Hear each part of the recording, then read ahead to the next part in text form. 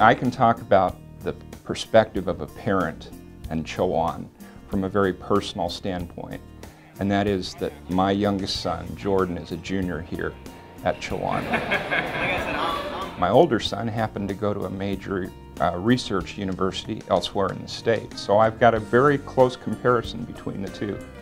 And what Jordan is receiving here at Chowan is a personalized education, including tutoring from a tenured faculty member on how to play violin, the ability to play on the soccer team, the ability to travel with the choir last spring to Italy.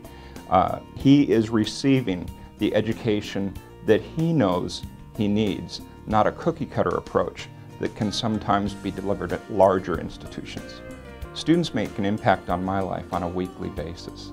I am constantly humbled by the process of how God works in the lives of our students on an individual basis.